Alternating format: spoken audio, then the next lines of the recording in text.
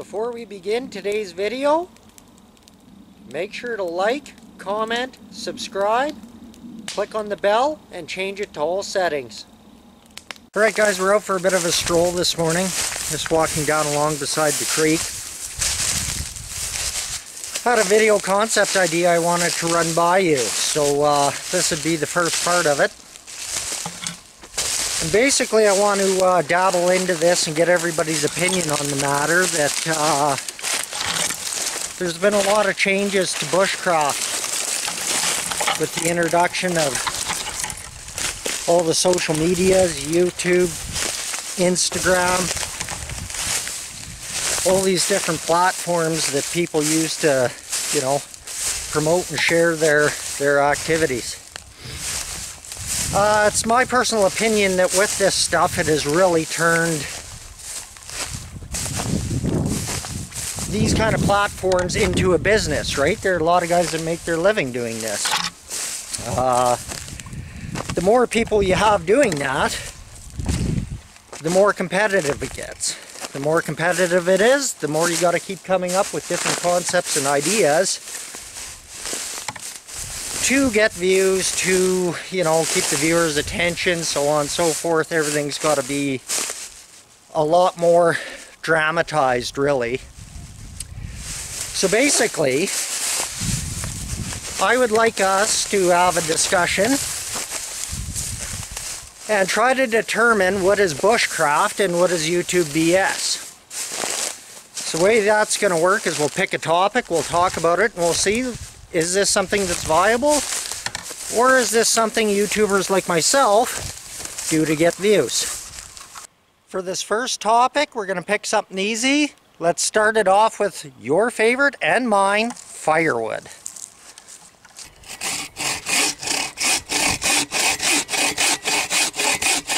Boring. Honestly, is this really what we want to watch? Why don't we change it up a little bit, you know, throw in some camera angles or something, that'll make it exciting, right?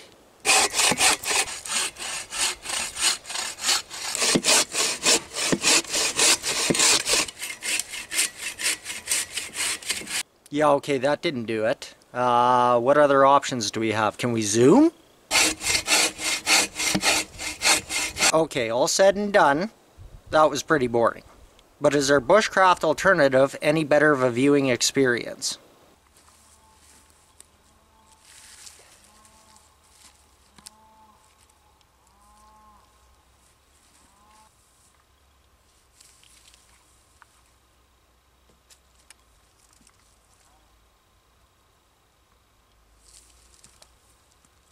So that wasn't any better. I guess the reality of the matter is actual bushcraft is just boring to watch. So I think we established for YouTube processing firewood is more of a visually appealing method. People would rather watch somebody process firewood that way as opposed to walking around and picking up sticks. It must work because, I mean, there's a lot of popular YouTubers that literally do entire videos on processing firewood for their camp. If it works for them, that's great, you know. But the reality of the matter, which we are trying to determine today, is it bushcraft to be bucking up all this firewood?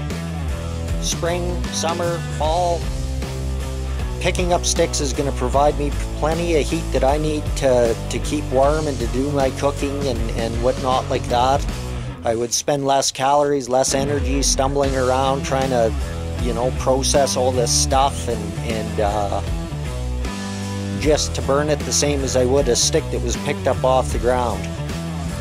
The exception, depending on your geographical location, would be winter.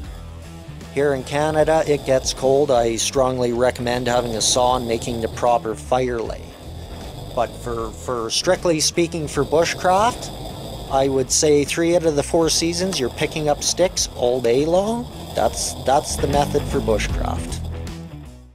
So my opinion on it is, if I'm heading out into the woods, 3 out of the 4 seasons I'm picking up sticks. However, when it comes to YouTube, like everybody else, I cut firewood, I change it up, I split firewood needlessly. It's all needless. You don't need to do any of it. 3 out of the 4 seasons excluded winter. Of course, depending on your location, there's no need to process firewood. You just walk around, pick it up, and throw it on the friggin' fire. That's the way that it works in real life. You've heard my opinion, now I want to hear yours. When it comes to processing firewood, is it bushcraft or YouTube BS? Leave it down in the comments.